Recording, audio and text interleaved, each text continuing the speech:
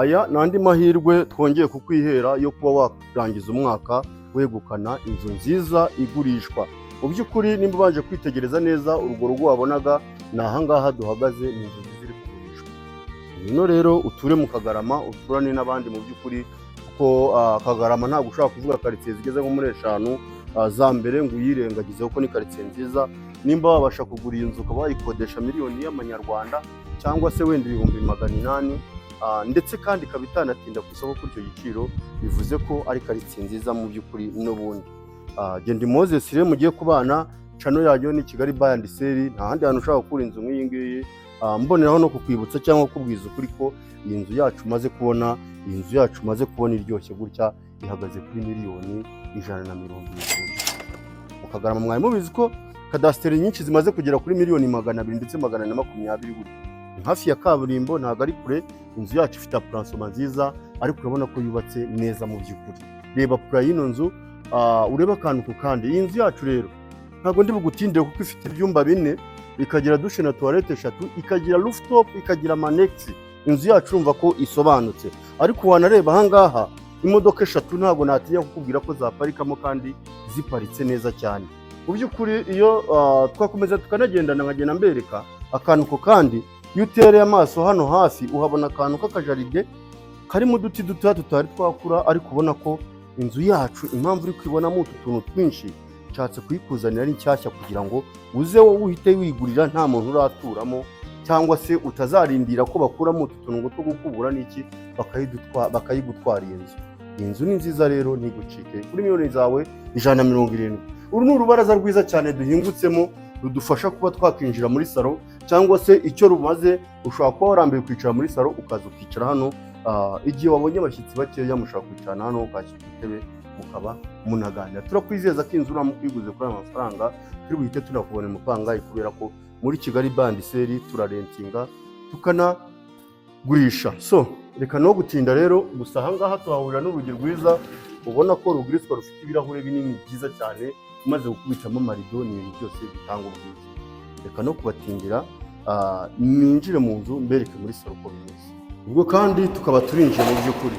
Ahangaha tuhasanga salo nziza cyane, nini kandi yisanzuye. Mu by'ukuri iyo ubashije kureba iyi salo yacu ishobora kwakira abantu bose, n'intebe izo arizo zose wazana waziteramo, kandi hagasaguka n'ama espace. Reka nkubwire ko rero iyo urebye kuri plafo yacu ni igipusamu, ariko bitaza kugutungura no mu byumba hose ni igipusamu, nta rangete n'imwe iriho. Ahangaha twagira iyi TV stand nziza cyane, urabona ko yo inateretse, ntabwo ari bya bindi ushaka kurambika kuyitera aha ukaba wanayizana ukayitera ahangaha, ntabwo iri fixe mu by'ukuri. Tukagira design nziza, ariko ubona ko nayo itanga ubwiza. Abanyarwanda bamaze kumenya cyangwa gusobanukirwa kubaka.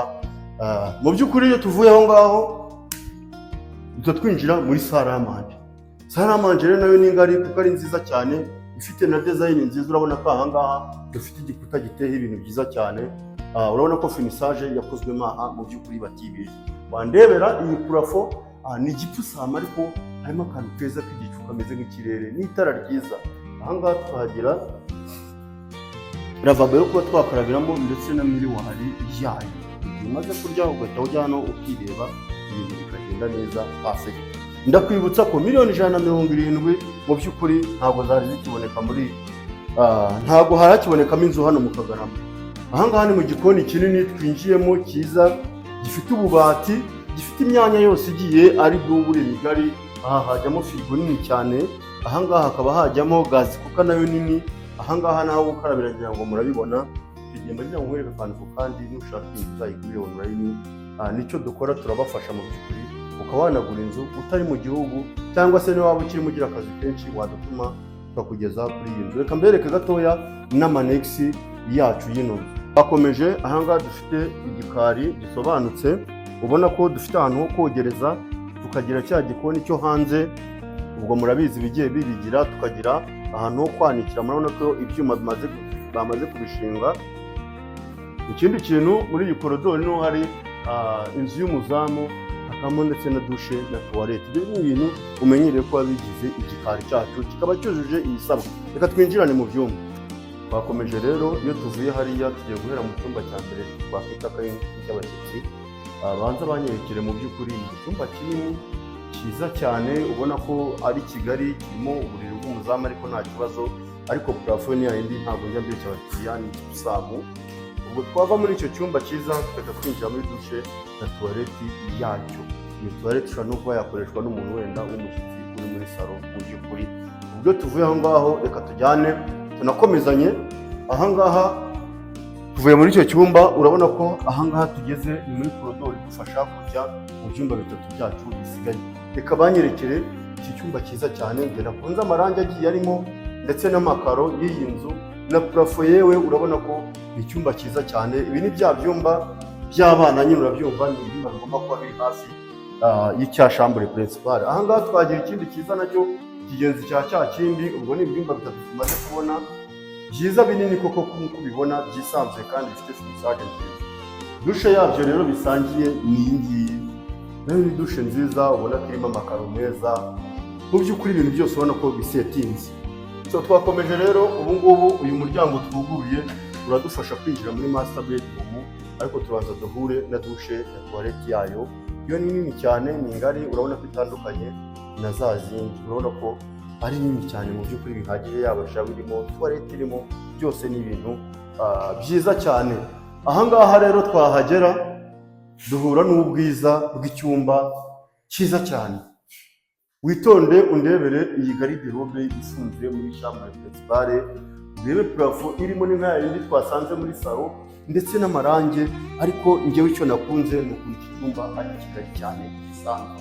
Mu by'ukuri reka mbabwire akantu gatoya, iyo uguze inzu nk'iyi kuri miliyoni 170, hajyamo umupangayi wa miliyoni, icyo gihe niyo utaba warize nawe ubwawe ni nkuru c'abana, wabitekerezaho kuvuga ko iyo income niyo wajya muri banki mu by'ukuri bayikwemerera nta kibazo. Reka rero dukomezanye tujye kuri rooftop mbereke ubwiza bw'inzu yacu. Tutaragera kuri rooftop, aha ngaha ni urubaraza rwiza cyane narwo rw'imbere ya chambre principale, ushobora gusohokeramo cyangwa ukaba wakwinjiriramo udaciye muri salo, ariko nanone wakumva urambuye no kwicara mu nzu ukaba waza hano ukarwicaramo ugafata umuyaga. Reka tuzamukane tujyane kuri rooftop yacu. Twageze hejuru aho dusanga rooftop nziza yacu iriho design nziza y'amakoro, ndetse ubona ko igiye ivanzemo utubuye twiza cyane. Rooftop yacu igabanyijemo ibice bibiri. Iki ni ikindi gice cya kabiri dusanga aha gitwikiriye, kirimo n'umutaka, bya bindi byo kuvuga ngo wakwizanira umutaka, oya, aha ngaha uwusangamo. Ni ahantu ushobora kwakira abashyitsi bawe mu gihe hari hasi baba bahaparitse. Hano ndakwizeza ko wahakira abantu bageze nko kuri 30. Urumva ko dufite rooftop nziza cyane. Nshimiye rero buri umwe wese twabanye, mu by'ukuri ugafata umwanya wawe wo kwitegereza ibyo nkwereka, mu by'ukuri kandi ndanagushimiye. Nimba ugeze kuri iyi YouTube channel yacu ya Kigali Bandits bwa mbere, kora subscribe kugira ngo dukomeze tuzamure umuryango, tuwubake, tugende twigwizamo ubwinshi.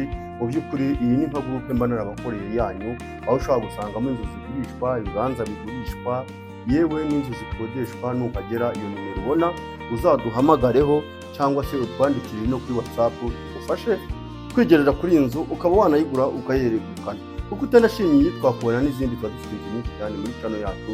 Sura gira vuba urebe imari zirimo ni nyinshi. Reka rero nsoze mbifuriza umwaka mushya, muzahirwe, mugire amafaranga, ariko Imana ibatize n'ubuzima.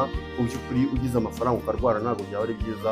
Muzakomeze mube bazima, dukomeze tuzamurane umuryango wacu wa Kigali Bandits. Ndi Moses, ndabashimiye.